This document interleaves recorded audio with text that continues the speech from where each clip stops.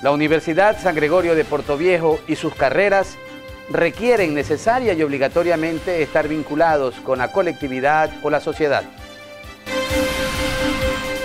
Porque usted nos ha seguido durante 2 años en nuestro programa Hablamos Derecho por San Gregorio Radio, ahora y a su pedido estamos en televisión.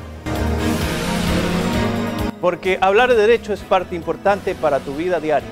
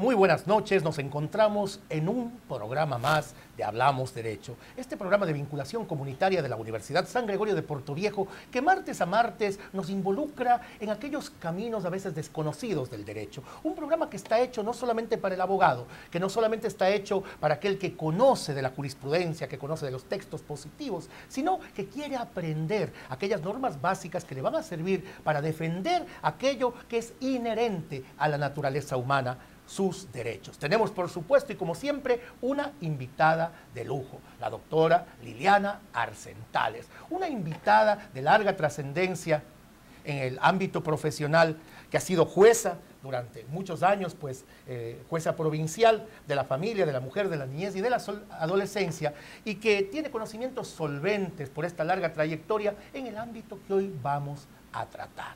Hoy vamos a hablar pues precisamente de las pensiones alimenticias, de estos derechos que asisten a los niños, a los menores, para que aquellos padres que eventualmente se descuidan de aquellos tengan pues la oportunidad de resarcir, si bien no en lo afectivo, al menos en aquel campo que es vital, el de la supervivencia. Hemos visto casos reiterados y son bastante frecuentes en nuestro medio, en que los padres abandonan por completo a sus hijos, descuidándolos en todos los quehaceres. De manera que hoy eso lo vamos a tocar con esta invitada de lujo, con esta invitada excepcional, con la cual nos ponemos de mantel blanco en esta nueva edición de Hablamos Derecho. Pedimos excusas de parte del doctor Marcelo Farfán Intriago, el rector de nuestra universidad y director de este programa, que en esta ocasión por un viaje al exterior no ha podido estar presente. Así que pues vamos a departir en esta mesa. Doctora, muy buenas noches, un placer tenerla, encantada de que sea nuestra invitada. Pues sí, vamos a hablar de este tema determinante e importante. Muchas gracias por esa bienvenida, Alberto. Y un placer, Liliana. Estamos aquí para prestar nuestro contingente a la sociedad, como usted acaba de manifestarlo, y aportar con ese granito de arena para que los conciudadanos conozcan en parte esta importante parte del derecho, que es el derecho a percibir una pensión alimenticia. Mi querida doctora, para que aquellos que nos están mirando en este momento puedan tener un conocimiento sobre la parte histórica de la temática que vamos a tratar, quizá usted pudiera referirnos a este ámbito y contarnos un poquito qué ha ocurrido en la historia. No sé si debamos ir quizá a la Declaración Universal de los Derechos Humanos de 1948, donde ya se hace un reconocimiento al tema, o usted, pues precisamente con esa experiencia, nos comenta qué ha pasado a través de la historia con este derecho de alimentos. Bueno, el derecho de alimentos nace en el derecho romano como derecho positivo, ¿no? Posteriormente, con el transcurrir de la historia y el avance de las civilizaciones, encontramos en la era moderna, efectivamente, como usted lo acaba de indicar, en el año 1948, en la Declaración Universal de los Derechos Humanos, exactamente en el artículo 25 de esta declaración se reconoce el derecho de alimentos, pero se lo reconoce de una manera general, es decir, se lo reconoce como un derecho inherente a todo ser humano, sin distinción de sexo, de edad, ni de raza, ni de ninguna otra característica. Doctor, ¿en qué consisten los alimentos? Muchas de las personas que nos están observando en este momento son legos de la materia, desconocen por completo y a veces el término alimentos suele asociarse solamente con la figura de la alimentación, de aquello que corresponde a un régimen alimentario que pasa por las comidas diarias y nada más, pero el término alimentos es mucho más amplio, quizá usted nos lo pueda definir. Sí, efectivamente, al introducirse la ley reformatoria al Código de la Niñez y la Adolescencia en el año 2009, se estableció que el derecho de alimentos no solamente contempla el derecho propiamente de ingerir alimentos para sobrevivir humanamente, sino que abarca otros aspectos de la vida de un ser humano y de su desarrollo. Doctora, hay alimentos congruos y necesarios. ¿Podría usted contarle a la audiencia de qué se trata esta distinción que hace nuestra ley positiva? Permítame terminar la idea en el tema de los alimentos, en qué consisten. Alimentos no solamente es, como yo le indicaba, el hecho de prestar una contribución económica para que la persona se alimente propiamente su organismo, sino que también abarca todo lo que implica el desarrollo integral del ser humano, en este caso específicamente hablando de los niños. Tiene que estar incluido dentro de esa prestación alimenticia todo lo concerniente a la educación, a la salud, al transporte, al vestuario y a la vivienda, entre otros beneficios como la recreación también. Claro, la recreación, incluso la rehabilitación cuando el menor necesitase de este tipo de apoyos, Así ¿verdad? es. Por deficiencias con las que pudiese haber nacido o adquirido. Le hacía la pregunta también para que la ciudadanía esté clara, ¿qué son alimentos congruos? ¿Qué son alimentos necesarios? Los alimentos congruos se diferencian de los alimentos necesarios porque los congruos son aquellos que se establecen para que la persona no solamente tenga una prestación económica para subsistir, sino para mantener su nivel de vida. A eso se refieren los alimentos ¿Qué hemos de congruos. entender con nivel de vida? Es decir, si un niño estuvo acostumbrado a tener de parte de su padre pues todas las comodidades, un cierto lugar en el que vivía, una escuela en la que se educaba, quizá a todo esto hace referencia. Sí, a todo esto hace referencia. Los alimentos congruos realmente están reconocidos en el Código Civil, no están reconocidos en el Código de la Niñez. Sin embargo, la Corte Constitucional del Ecuador, en una sentencia que emitió en el año 2013, abarcó el tema de los alimentos congruos para los niños, sobre todo porque se debe precautelar el nivel de vida, porque está directamente relacionado con el derecho a la vida digna. ¿Qué dice esta sentencia de la Corte Constitucional en términos muy generales? Que usted nos cuente cuál fue esta resolución. Bueno, esta es una sentencia que nace de una consulta que se elevó a la Corte Constitucional por parte de una Corte Provincial de Justicia de Pichincha en relación a que consideraba que era inconstitucional el artículo 15 innumerado de la Ley Reformatoria al Código de la Niñez y la Adolescencia, que establece el pago o la fijación de una prestación alimenticia a través de la tabla de pensiones mínimas que en este caso la integra el Consejo Nacional de la Niñez y la Adolescencia. Correcto, muchísimas gracias. Bueno, en ese sentido, pues la Corte Constitucional, debido a que las tablas miden los ingresos de la parte obligada y de ese ingreso se determina un porcentaje, muchas veces esos porcentajes, cuando los ingresos son muy altos, pueden arrojar prestaciones alimenticias de varios miles de dólares mensuales. Efectivamente ocurre en el caso de los futbolistas, que lo comentábamos extra micrófonos. Como ocurrió en el caso de la sentencia que yo le estoy indicando, que se fijó una prestación alimenticia para un niño de 2 años de $5,000. Claro que es una mensuales. cantidad importante. Entonces, pues esto provocó una alta polémica en el país que se fue como a manera de consulta a la Corte Constitucional y la Corte Constitucional hizo un análisis indicando que el nivel de vida del niño es muy importante para su desarrollo no solamente psicoemocional, sino social, y que por ningún concepto se puede fijar una prestación inferior a la tabla de pensiones alimenticias. Doctora, estamos ya por terminar, tenemos esta primera parte, así que tenemos un par de minutos nada más para hacer el análisis de forma breve. Pero ¿no cree usted que esta resolución genera una cierta dicotomía o una antinomia jurídica? ¿En qué sentido? Lo que yo recibo como ingreso es aquello que determina incluso mi estándar de vida. ¿Cómo podemos contrariar la tabla que hace pues esa reflexión inicial? ¿Cuánto gana el alimentante? ¿Cuánto tiene que recibir el alimentado? Y considerar aparte como un extra, como un plus, esto del nivel de vida. ¿No cree que pueda generar cierto tipo de conflictos profundos y determinantes? Realmente creo que no, porque la tabla de prestaciones alimenticias, de prestaciones alimenticias mínimas no va a sobrepasar jamás de un porcentaje que no le permita al obligado contar con los suficientes ingresos para mantener también su propio nivel de vida. Quiero decir con esto que la tabla de pensiones mínimas oscila entre un 25% a un 50% de los ingresos del demandado. Aproximadamente, los porcentajes varían de acuerdo a la edad y de acuerdo a los ingresos, pero este más o menos es el promedio. Así es. Significa que la persona demandada va a contar con aproximadamente la mitad de sus ingresos para subsistir. Por supuesto, si así fuere, no hay problema. La mitad para los hijos, la mitad pues para el alimentante. Pero este nivel de alimentos congruos es algo que estaremos analizando en la segunda parte de nuestro programa Hablamos Derecho. Mis queridos amigos, vamos a anuncios institucionales y en unos poquitos segundos ya volvemos con ustedes. Muchas gracias.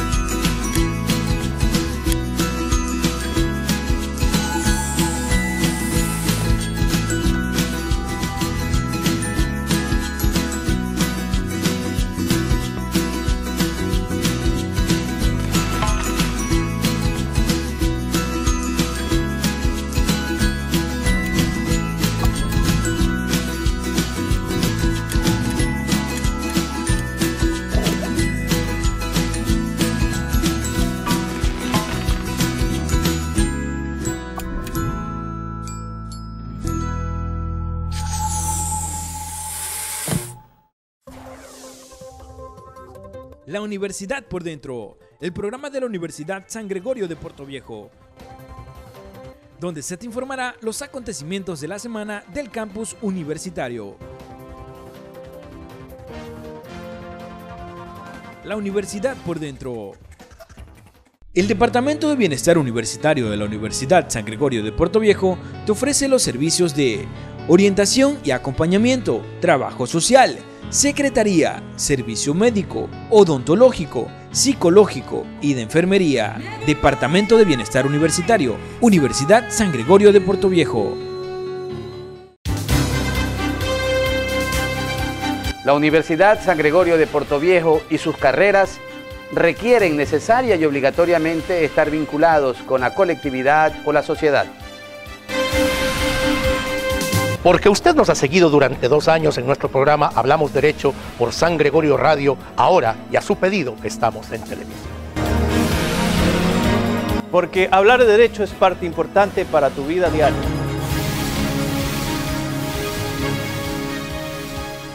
Bienvenidos a esta segunda parte de Hablamos Derecho, un programa de vinculación comunitaria de la Universidad con Corazón, la Universidad San Gregorio de Portoviejo, y aquí estamos con esta invitada especialísima, mujer inteligente, bella, clara en sus conceptos y además con una larga trayectoria en el ámbito del derecho. Ella es la doctora Liliana Arcentales, con quien estamos hablando de las pensiones alimenticias, del derecho de alimentos que asiste a los menores nacidos de una relación.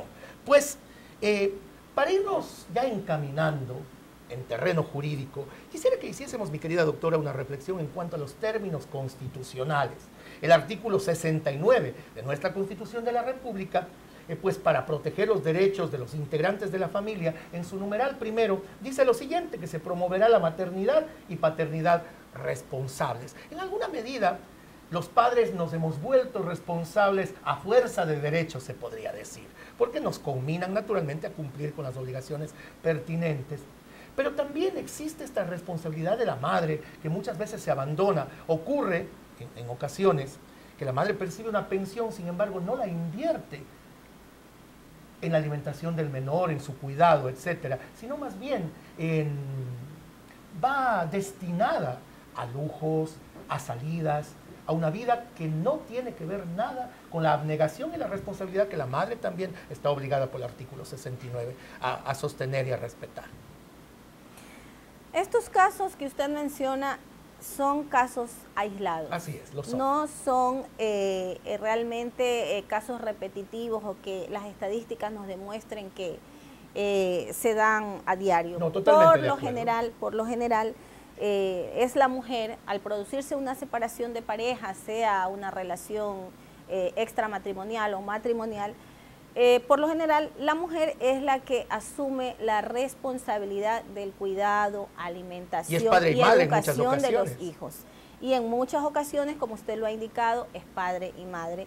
Realmente los casos en que se da otro papel es muy esporádico, sí existe, sí se dan esos casos, pero lo que yo recomendaría cuando se dan estas situaciones en que las madres están percibiendo de pronto prestaciones alimenticias muy onerosas y están haciendo mal uso del dinero que reciben a sabiendas de que ese dinero es para invertirlo única y exclusivamente en sus hijos pequeños. ¿Cuál es el camino entonces para perurgir a esta madre para que haga la inversión correcta de estos valores que recibe? La oficina técnica de la unidad judicial está conformada por una trabajadora social, un psicólogo y un médico. Desde mi punto de vista y mi experiencia, considero que esta oficina técnica juega un papel fundamental para el control en estos casos, sobre todo de la trabajadora social. No nos olvidemos que se le puede solicitar al juez de familia que disponga el seguimiento del caso a la trabajadora social. Cuando el juez de familia dispone el seguimiento del caso a la trabajadora social, una vez notificada con esa orden judicial, está en la potestad y en la facultad de ir a la casa donde habita el menor, al colegio donde estudia el menor, al lugar donde se recrea el menor y constatar en qué condiciones se encuentra el niño. Correcto, y doctora. Elaborar el respectivo informe para la jueza, para que la jueza conozca qué es lo que está pasando. Naturalmente. Pero, mire, aquí me cabe una pequeña duda. ¿Qué va a ocurrir si la madre pues utiliza estos recursos de forma inadecuada? Y extra micrófonos usted me conversaba que en esta sentencia de Corte Constitucional pues se despliega un concepto que sí puede ser un poquito complicado, que es el hecho de que la madre no tiene que rendir cuentas por aquellos dineros que recibe. Pues entonces, ¿a dónde podemos ir los padres en ese sentido, si los dineros no van a ese orden para el que deberían estar canalizados? Bueno, habiendo el antecedente de la resolución esta de la Corte. Sí, el sentido de la resolución no tanto es que la madre no está en la obligación de rendir cuentas. El sentido de la sentencia de la Corte Constitucional más bien apunta a que no se debe prejuzgar o no se debe caer en el prejuicio, de parte de los operadores de justicia al momento de fijar una prestación de alimentos en donde de pronto se van a encontrar con que de acuerdo a los ingresos del demandado le va a corresponder fijar una prestación alimenticia bastante alta en relación con otras prestaciones alimenticias. Pongamos un ejemplo, como decíamos hace un momento, una prestación de $5.000, ¿verdad? Muy importante. Entonces, para nuestro es medio. Obvio y evidente que de pronto para un niño de clase popular o clase media, $5.000 es muchísimo dinero y de pronto no se lo va a gastar todo en un mes.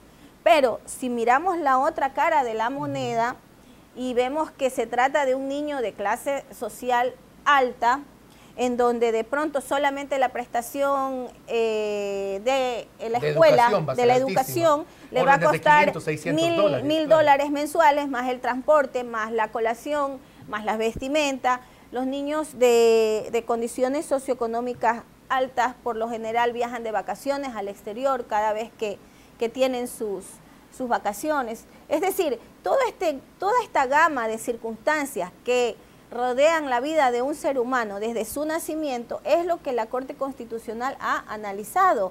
Y entonces la Corte hace el análisis en relación a la vida digna y dice que no podemos limitarnos en el momento de emitir un pronunciamiento en relación a las prestaciones alimenticias, por muy alta que sea la prestación alimenticia, porque se entiende y se tiene la certeza de que si un padre gana, supongamos, $10.000 mensuales, $20.000 mensuales, pues ha acostumbrado a sus hijos a tener un nivel de vida, un ritmo de vida donde los niños están llenos de comodidades, de viajes, como yo le decía, y hacer lo contrario se vería como un castigo injusto para aquel niño que no tiene la culpa de que sus padres se hayan separado, de que sus padres tengan conflictos de pronto por el tema de los bienes, que es otro tema. Entonces, lo que la Corte Constitucional buscó precautelar con esta resolución es eso, que los niños no sufran las consecuencias de la separación de los padres. Doctora Liliana, permítame hacer de abogado del diablo. Usted conoce que ese es el papel de los entrevistadores. No es mi postura necesariamente. Sin embargo, podríamos pensar en que las madres, en alguna medida, obviamente en el caso particular, no estamos hablando en el general ni el colectivo, usasen esta herramienta que la ley les provee para, por ejemplo, tener varias pensiones. Lo comentábamos con usted también extra micrófonos y decíamos que se ha dado casos, hubo un célebre caso de una señora que tuvo hijos con 3 futbolistas diferentes, todos con altos ingresos, y que sumando estas pensiones superaban con holgura los $10.000 mensuales. ¿Podría generarse allí una mala práctica en el sentido aquel de utilizar la pensión de alimentos más bien como una fuente de ingresos, yo diría que inadecuada por utilizar un eufemismo? Podría ser, y desde el punto de vista moral todos lo podemos mirar así, pero desde el punto de vista legal no hay ninguna norma que le impida a una mujer su desarrollo reproductivo. Al contrario, la Constitución de la República le garantiza a la mujer la libertad para desarrollarse tanto en lo público como en lo privado. En cuanto a su, digamos, vida sexual, la Constitución también le da esa libertad tanto a la mujer como al hombre, al ser humano en sí. Y por lo tanto no existe en la legislación, lamentablemente, ningún límite y ninguna forma de controlar ese tipo de conductas. Doctora, ¿no cree usted que sería entonces pertinente, otra vez poniéndome en el lugar de abogado del diablo, que en algún momento la mujer estuviese obligada a rendir cuentas y si hubiese un excedente, por ejemplo, en cuanto a las pensiones que recibe versus el gasto real que generan los niños, esto se deposita en una cuenta quizá para la educación universitaria, una cuenta para que los niños la perciban el momento en que han terminado su etapa juvenil y se conviertan en adultos? No sé, podría quizá desde esa visión el legislador administrar esto que ya estamos comentando y que podría darse eventualmente y un poquito ir mirando y poniendo en el papel, porque todos estamos obligados a rendir cuentas, pero sí resulta un poco complicado que quien no lo hace, pues pueda con absoluta libertad un poco disponer alegremente de esos fondos, que obviamente no estamos colocando en una situación hipotética, pero que es importante que la conozca el amable televidente. Bien, en mi opinión, sí debería crearse una norma o introducirse una reforma en el Código de la Niñez, en el sentido de que cuando las prestaciones alimenticias sobrepasan todas las necesidades de los niños, niñas y adolescentes, porque no nos olvidemos que los adolescentes también están inmersos en este beneficio, debería la madre de pronto ser de una u otra forma controlada o conminada a que administre ese dinero en un fondo, es decir, de manera en algún depósito, conformar algún usufructo con ese mismo dinero, podría darse. Lamentablemente, como el derecho, nuestro derecho de alimentos pues ha ido evolucionando de manera lenta, nosotros no hemos llegado todavía a tener una norma en ese sentido. Lo que la Corte Constitucional determinó en la sentencia que buscaba, luego de que una corte provincial buscara, como le dije en el inicio de la entrevista, pues lo que se buscaba era que se declarara inconstitucional la tabla de pensiones mínimas, justamente porque esto ha originado en la sociedad que existan prestaciones alimenticias sumamente altas. La otra parte se quedó todavía en el limbo, es decir, no está determinado en esa sentencia la manera de administrar los fondos que de una u otra forma resultarían sobrantes dentro de lo que es los alimentos de los niños, niñas y adolescentes. Señores legisladores de Manabí, ahí está un punto en blanco de la ley acerca del cual se puede normar, acerca del cual se puede legislar. A veces faltan iniciativas legislativas lo suficientemente coherentes, pertinentes, que hagan referencia temporoespacial, es decir, al lugar y el momento en que vivimos. Y ahí les dejamos pues esta pequeña iniciativa en el tintero para ver si se la retoma en algún momento. Estamos terminando la segunda parte de Hablamos Derecho y volveremos para la tercera fase con nuestra invitada de lujo, la doctora Liliana Arcentales.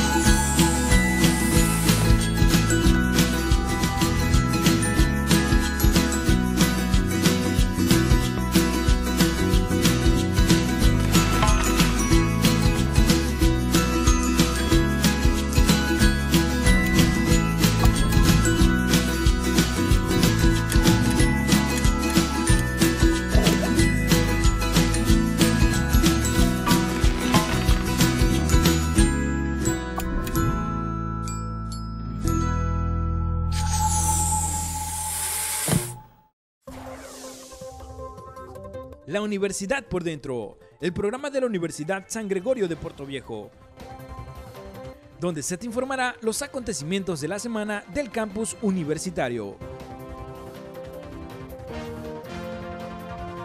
La Universidad por Dentro. El Departamento de Bienestar Universitario de la Universidad San Gregorio de Portoviejo te ofrece los servicios de orientación y acompañamiento, trabajo social, secretaría, servicio médico, odontológico, psicológico y de enfermería. Departamento de Bienestar Universitario, Universidad San Gregorio de Portoviejo. La Universidad San Gregorio de Portoviejo y sus carreras requieren necesaria y obligatoriamente estar vinculados con la colectividad o la sociedad. Porque usted nos ha seguido durante 2 años en nuestro programa Hablamos Derecho por San Gregorio Radio, ahora y a su pedido estamos en televisión. Porque hablar de derecho es parte importante para tu vida diaria. Amables televidentes, ya estamos aquí para la tercera parte de Hablamos Derecho, un programa de vinculación comunitaria de la Universidad con Corazón, la Universidad San Gregorio de Portoviejo, y estamos conversando con una persona extravertida, una persona con conocimiento profundo de la materia sobre la que estamos tratando, el derecho de alimentos, la doctora Liliana Arcentales. Doctora, quisiéramos que usted nos cuente en términos generales, más que nada para generarle ese carácter informativo que este programa tiene, de enseñanza, aprendizaje, de esta vinculación que tiene que darse en el programa televisivo para con todos nuestros televidentes. Cuéntele a las madres cómo formular una demanda de alimentos, a dónde deben ir, desde qué momento pueden hacerlo. La mujer que está embarazada tiene derechos ya que están garantizados en nuestro orden legal. Sabemos que así es los abogados, pero quienes nos están mirando muchas veces no tienen este conocimiento jurídico. Entonces contémosle desde cuándo ella puede solicitar ayuda prenatal, en qué momento ya alimentos y hasta qué edad van estos. No es cierto aquello de que se terminen a los 18 años las obligaciones del alimentante. Entonces, ¿hasta qué edad llegan? ¿Cómo se mueve todo este entorno? ¿Y cómo debe proceder la madre que en alguna medida ha sido pues desprotegida de aquel hombre que la embarazó y sin embargo no asumió la responsabilidad aquella de la que hablamos en el artículo 69 de la Constitución? Sí, efectivamente, Alberto. El artículo 45 de la Constitución de la República protege la vida desde la concepción. En armonía con esta norma constitucional, el Código de la Niñez también establece en su normativa la protección de la vida desde la concepción y lo establece a través del derecho de alimentos de la mujer embarazada. La mujer embarazada desde el primer día de concepción puede presentar la demanda de alimentos respectiva para el presunto padre. Y le llamamos presunto porque la paternidad solamente se puede demostrar con una prueba de ADN. Sin embargo, en materia de alimentos para mujer embarazada, los jueces operan con la presunción de la paternidad, porque tienen que dar, a como dé lugar, la debida protección a esa vida que está por nacer. La demanda de protección de alimentos para mujer embarazada es muy sencilla. Al igual que las demandas de alimentos para los niños, niñas y adolescentes, pues no requieren del patrocinio legal de un abogado.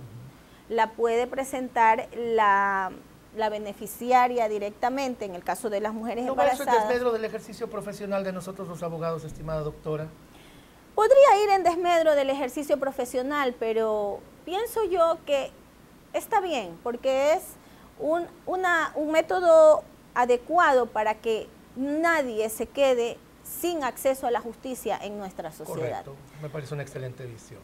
Aparte de que existen también los defensores públicos y el hecho de que una madre presente una demanda de alimentos no significa que se va a quedar sin defensa legal, porque la ley la ampara en el sentido de que una vez presentada la demanda, el juez que se le asigne a su caso le va a nombrar un defensor público. Doctora, el presunto padre, en el caso de la mujer que está en estado de gestación y pues el padre ha sido ya requerido con alimentos, esta ayuda prenatal, pero él tiene la certeza de que él no es el progenitor. Además conoce de que la madre posiblemente tuvo otro tipo de relaciones con otras personas. ¿Tiene algún mecanismo para sostener este derecho del cual se cree asistido? Por supuesto, porque todo procedimiento, y el juicio de alimentos no es la excepción, está sujeto al debido proceso.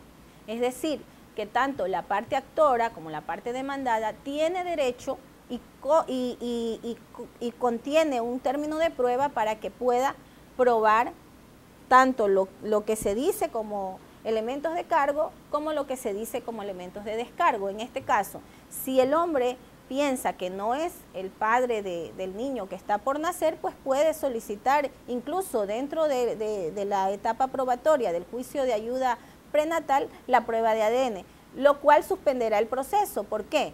Porque la prueba de ADN no se puede efectuar durante el desarrollo del embarazo, sino que única y exclusivamente se podrá efectuar cuando ya se ha producido el nacimiento. ¿Qué efectos genera esta suspensión, doctora, para quienes nos están mirando a través de Canal 30 Televisión? Para la madre, ninguno, porque la madre seguirá percibiendo su prestación de alimentos provisional, porque no nos olvidemos que la ley reformatoria al Código de la Niñez y la Adolescencia establece que se deben los alimentos desde la presentación de la demanda. Si se prueba que el requerido no es el padre, doctora. Es decir, que la madre quedará protegida en todo momento y seguirá percibiendo su prestación alimenticia. Doctora, si se prueba que el requerido no es del padre, ¿debería la madre restituir aquello que recibió, puesto que esta persona nada tenía que ver con la filiación de la criatura? Sí, lo puede reclamar, pero en cuerda separada, no dentro del mismo juicio. No dentro del El mismo juicio proceso. termina solamente con la negativa de la demanda y nada más. Y lo otro ya sería materia de otro proceso. De otra acción. También es importante agregar que las demandas de alimentos también la pueden presentar los adolescentes. A partir de los 15 años ellos ya tienen legitimación procesal para presentar por sus propios derechos por sus propios derechos la demanda sin que sea necesario que le represente la madre.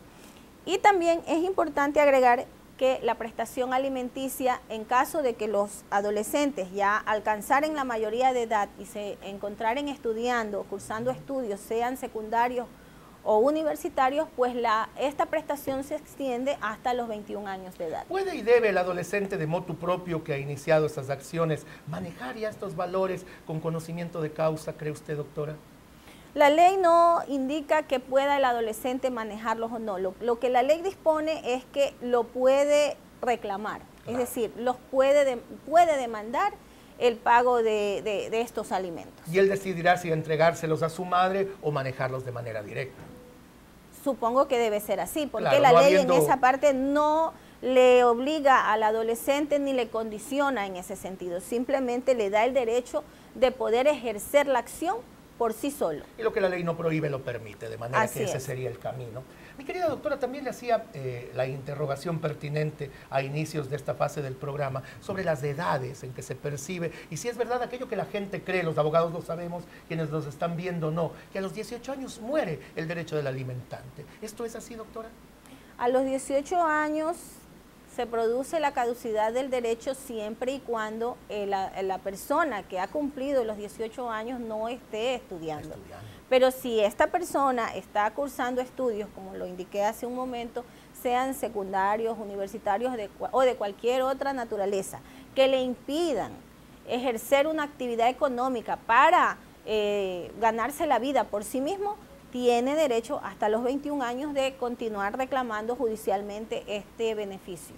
¿Los derechos de aquellos que reclame esta persona entre los 18 y los 21 años serán de monto similar a aquellos que venía percibiendo hasta cumplir la mayoría de edad? Totalmente. Correcto, mi querida doctora. Cuéntenos también un poquito en términos de proceso. ¿Cuál es el procedimiento básico entonces que una madre que quiere reclamar tiene que cumplir? Ya sabemos que tiene que acudir, que puede presentar los prenatales incluso sin ayuda de un abogado, pero a la hora del litigio la gente se complica también un poquito. A veces ella no sabe cómo demostrar, por ejemplo, los ingresos del alimentante. ¿Cuáles son los caminos para que ella pueda demostrarlos? ¿Cómo acudir a las empresas? ¿Cómo perurgirlas para que ellas generen estas certificaciones que son determinantes a la hora, asimismo, de colocar pensión alimenticia? Aquí hay que tener claro dos cosas. La primera, que estamos entrando a una nueva era en cuanto al procedimiento. A la oralidad. A la oralidad. Con el COGEP. Con el Código Orgánico General de Procesos. Nuestra provincia todavía se encuentra con el anterior procedimiento debido a las consecuencias del terremoto, ¿no? Eso la sociedad lo tiene claro. En el procedimiento actual, la madre debe presentar su demanda bajando un formulario de la página web de la función judicial, Correcto. Que es de conocimiento público. Sí. Y para quienes no lo sepan, pues esta es la oportunidad para saberlo. Bueno, dentro de ese formulario, ella es muy sencillo de llenar, pone primero sus datos personales, la edad, la ocupación, etcétera, número de cédula, debe consignar obligatoriamente un número de cuenta bancaria, y debe presentar obligatoriamente una copia certificada de la cartola o la certificación bancaria de esa cuenta para que el juez, en el auto inicial de admisión de la demanda, de una vez disponga el pago de la prestación alimenticia provisional en esa cuenta bancaria. Debe presentar con esa demanda la partida de nacimiento de los niños para los cuales reclama alimentos. Y como yo le indicaba, pues no tiene que presentar ninguna firma de abogado. En cuanto a las pruebas de los ingresos del demandado, lo que se acostumbra es remitir oficios al Seguro Social para que informe al juez si esta persona está percibiendo alguna remuneración bajo relación de dependencia.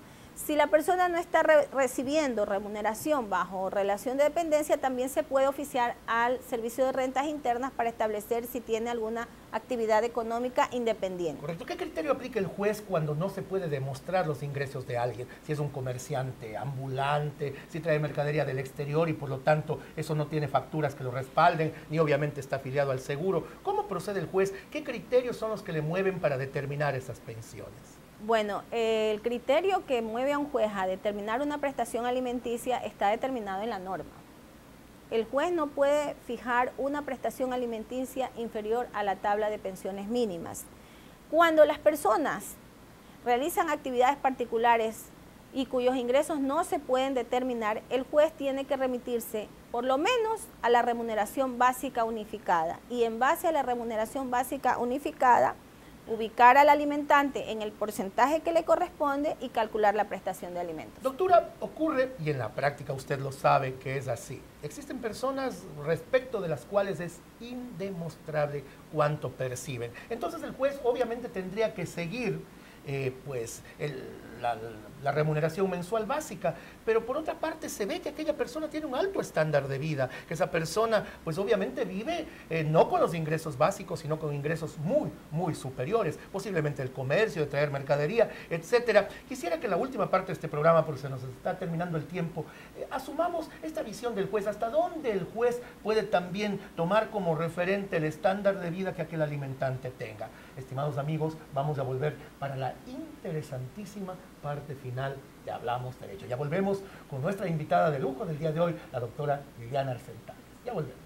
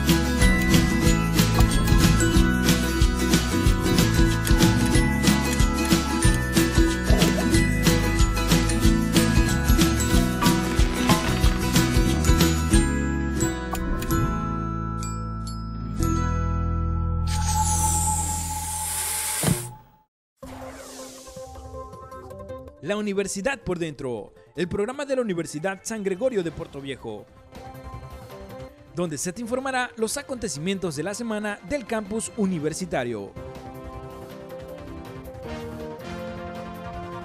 La Universidad por Dentro. El Departamento de Bienestar Universitario de la Universidad San Gregorio de Portoviejo te ofrece los servicios de orientación y acompañamiento, trabajo social, secretaría, servicio médico, odontológico, psicológico y de enfermería. Departamento de Bienestar Universitario, Universidad San Gregorio de Portoviejo. La Universidad San Gregorio de Portoviejo y sus carreras requieren necesaria y obligatoriamente estar vinculados con la colectividad o la sociedad. Porque usted nos ha seguido durante 2 años en nuestro programa Hablamos Derecho por San Gregorio Radio, ahora y a su pedido estamos en televisión. Porque hablar de derecho es parte importante para tu vida diaria.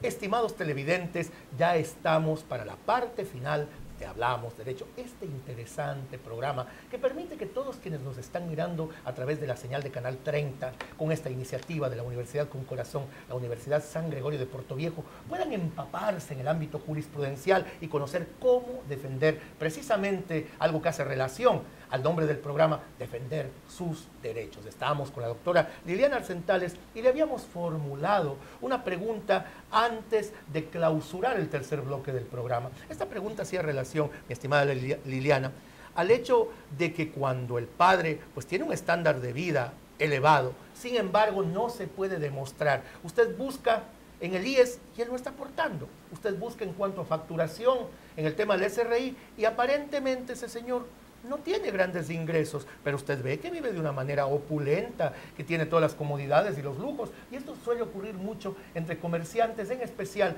aquellos que no están facturando de manera legal toda aquella gestión comercial que realizan. Por lo tanto, ¿Cómo se procede, doctora? Usted me decía que ya existen regulaciones al respecto, más que nada en términos de jurisprudencia. Sí, la jurisprudencia en materia de niñez y adolescencia, y específicamente en el área de alimentos, está determinada más que todo por la Corte Constitucional del Ecuador. Y esto se da al hecho de que en materia de alimentos no existe el recurso de casación. ¿Por qué razón? Porque en materia de alimentos no es definitiva la resolución que determina el juez. Puede variar a través de los incidentes de aumento y rebaja. Esto impide que las resoluciones en materia de alimentos suban a la Corte Nacional con un recurso de casación. Lo que también origina que los profesionales del derecho, cuando no nos encontramos de acuerdo con un pronunciamiento de sala provincial en materia de alimentos, pues nos veamos obligados a presentar la correspondiente demanda extraordinaria de protección, de acción de protección ante la Corte Constitucional. Respecto a su pregunta, la Corte Constitucional, en la misma sentencia, me voy a permitir decir el caso para que la ciudadanía lo conozca. Son datos públicos, además. Sí, la resolución de la Corte Constitucional número 48, publicada en el Registro Oficial 86 del 23 de septiembre del año 2013 y cuyo estatus está vigente. La Corte Constitucional, en una de las tantas líneas que contiene en su parte resolutiva del análisis que hace del caso que yo comenté al inicio del programa, dice: lo que está vedado al juzgador es establecer montos inferiores a los señalados en la norma, lo cual es acorde y coherente con el principio de seguridad jurídica tendiente a evitar la arbitrariedad judicial. ¿Cómo interpretarlo para aquel que no conoce derecho? Claramente, lo que está vedado al juzgador, o sea, lo que está prohibido al juzgador, es regular una prestación alimenticia inferior a la establecida en la tabla. Significa que si el juez observa que la persona demandada tiene una alta calidad de vida, vive en la opulencia, como usted manifestaba en su pregunta, pero no tiene ingresos demostrables, no tiene una relación de dependencia, no factura. Sin embargo, el juez percibe a través de lo que le demuestran con testigos, con informe de la trabajadora social, que el demandado tiene una calidad de vida alta. Eso da origen a que el juez pueda fijar, basado en su sana crítica, una prestación alimenticia, no basándose en el salario básico unificado, sino fijar una prestación alimenticia superior. Claro, pero que deberá tenga que ver con la manera en que vive el alimentante. Exactamente, pero el juez deberá decirlo en su resolución cuáles son los motivos o cuáles son las pruebas que lo llevaron a concluir que esta persona sí puede y está en capacidad de pagar una prestación alimenticia superior a la mínima, porque no nos olvidemos que también la parte demandada tiene derecho a la motivación. Esto le comento que es más común de lo que se piensa, ¿no? Muchas personas que justamente porque saben que tienen hijos que les pueden en algún momento dado conminar al pago alimentario en la vía judicial, pues tienen negocios pero no figuran como propietarios, le ponen el negocio a nombre de la hermana, a nombre de los padres, y son ellos los que realmente están usufructuando del negocio. Pero el juez tiene esa salvedad en la sentencia de la Corte Constitucional que le da la facultad y la potestad de que no está limitado por la tabla de prestaciones alimenticias mínimas. Está limitado solamente para poner un tope, pero no está limitado para poner o fijar una prestación alimenticia superior a lo que establece el estándar reglamentario. Doctora Liliana Arcentales, la pregunta del millón y que seguramente están esperando ustedes, estimados amigos, se la veían venir como ciertamente la doctora también la habrá estado esperando. En la misma medida en que los padres tienen derecho y obligación de entregar alimentos a sus hijos, las madres también deben hacerlo. En el caso contrario, hablemos de una madre que no puede por un tema de viajes, de trabajo, sostener a sus hijos bajo su regazo y es el padre quien se hace cargo de aquellos. El padre debe y puede pedir también la pensión alimenticia y con qué frecuencia ocurre en nuestro medio. Ocurre con una muy mínima frecuencia, pero sí ocurre y sí tiene derecho el padre. Recordemos que la ley dice que el titular o la persona que tiene la legitimación procesal para demandar alimentos es el padre o la madre que tiene bajo su cuidado a sus hijos. Es decir, la norma no hace distinción de sexo. Puede demandar tanto el padre como la madre. Lo que le legitima a presentar la demanda es el hecho de tener la custodia y el cuidado de los hijos. Doctora, también lo puede presentar el abuelo, la abuela, la tía, cualquier pariente que tenga al niño o niña bajo su cuidado y protección. Y existen casos de demandas de alimentos en que se demanda a ambos padres. ¿Por qué razón? Porque hay, los abuelos, porque hay casos en que ambos padres se han descuidado de sus hijos y los hijos han ido a parar a los brazos de los abuelos, a los brazos de los tíos, de los primos, etcétera, etcétera. Claro, afortunadamente son pocos casos, pero sí se dan.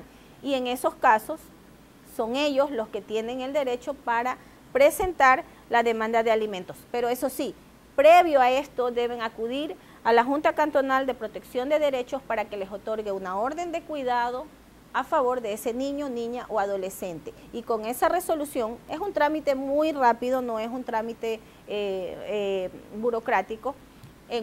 Solamente con la petición y en una primera providencia, en una providencia inicial, la Junta Cantonal, con informes técnicos de trabajadora social y psicólogo, puede otorgar esta orden de cuidado provisional y con esto pues tanto la abuela, el abuelo, los tíos, los primos, etcétera, pueden presentar su demanda de alimentos a favor de los niños que tengan bajo su cuidado y protección. Doctora, con el advenimiento del nuevo Código General de Procesos que se encuentra diferido en cuanto a su aplicación en la provincia por el hecho del terremoto del que ya todos estamos impuestos, ¿cuáles van a ser los grandes cambios y cuáles piensa usted que serán las mejoras que puedan generarse en cuanto a reclamar estos derechos para quienes están por ley protegidos, que son los alimentados? Sí, hay mejoras importantes en el Código Orgánico General de Procesos en cuanto al derecho a alimentos. Pienso que las dos reformas fundamentales son la que establece un principio de inversión de la carga de la prueba para establecer la prestación de alimentos. Es decir, en el procedimiento actual es la madre la que tiene la obligación de probar los ingresos del demandado. Con el Código Orgánico General de Procesos se va a invertir la carga de la prueba y es el demandado el que tiene que probar sus ingresos, porque la madre le va de pronto a afirmar en la demanda que él gana $5.000. Él tendrá que probar que no es así. Por decir un ejemplo, ¿no? Él tendrá que probar que no es así. Me parece adecuado porque es un principio de inversión de la carga de la prueba que aplica el otro principio de discriminación positiva que está establecido en el artículo 44 de la Constitución de la República, que establece que los derechos de los niños, niñas y adolescentes prevalecen sobre el derecho de las demás personas. Por una parte. Sí, doctora, por otra parte, la oralidad plena está establecida en el COGEP. ¿Hasta dónde va a cortar los tiempos de los juicios y de todos los procesos? El Código Orgánico General de Procesos establece tiempos muy limitados para el desarrollo de un juicio. Lo que sí preocupa es si la Administración de Justicia se encuentra preparada tanto en lo físico como en la parte humana para afrontar este gran reto. Esperemos que sí, esperemos que sea así, esperemos que todos aúnen esfuerzos para que se den estos grandes cambios porque van en beneficio de la sociedad. Doctora, una pregunta final para cerrar este programa tan interesante y que nos ha quedado, como usted habrá visto, cortísimo el tiempo. Traíamos un guión del que nos hemos salido porque naturalmente el tema requiere de análisis que se van dando sobre la marcha. Pero una cosa bien importante es los derechos también que se generan para los abuelos, para otro tipo de familiares. Y la gente pregunta mucho en la calle y desconoce absolutamente aquella disposición que un momento se dio, por ejemplo, de generar apremios personales contra estos familiares que no eran los padres. También, pues yo podría decir que estableció como ciertos resquemores de la ciudadanía. ¿Usted nos puede aclarar cómo está este momento la situación en términos jurídicos en apenas 2 minutos que nos sobran, mi estimada doctora? ¿Y quiénes son los otros familiares obligados también a prestar alimentos en ausencia del padre o de la madre? Bueno, la obligación subsidiaria cabe indicar que siempre ha existido en nuestra legislación, al menos durante bastantes décadas atrás. La obligación subsidiaria abarca a los abuelos, a los tíos, a los hermanos, y lo bueno del Código Orgánico General de Procesos es que en cuanto a lo que tiene que ver con los apremios, se suspenden, o sea, se deroga definitivamente los apremios contra los obligados subsidiarios. Eso está establecido en el artículo 137 del Código Orgánico General de Procesos.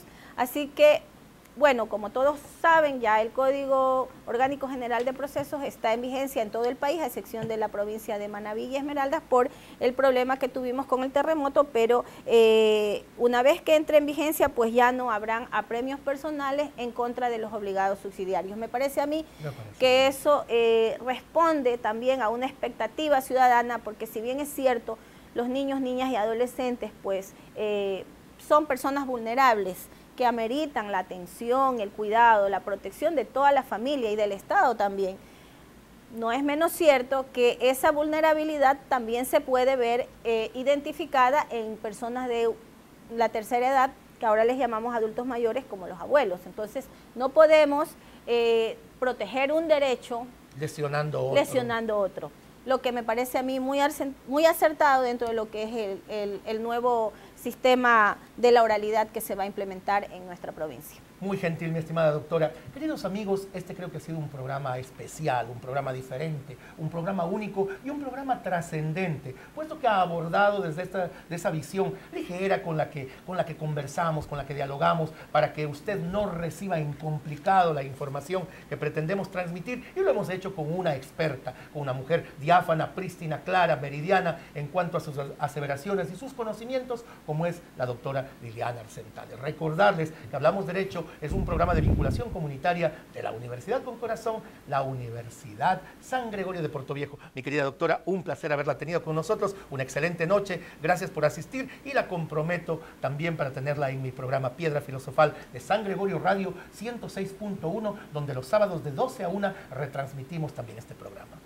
Bueno, muy agradecida y muy complacida por la invitación. Espero que no sea la primera ni la última vez. Estoy presta para colaborar en todo sentido con este magnífico programa de ayuda a la comunidad en cuanto al conocimiento de sus derechos, y por supuesto aceptada la invitación para asistir al programa La Piedra Filosofal. Va a ser un placer tenerla. Muy buenas noches con todos. Muchísimas gracias por su gentil atención.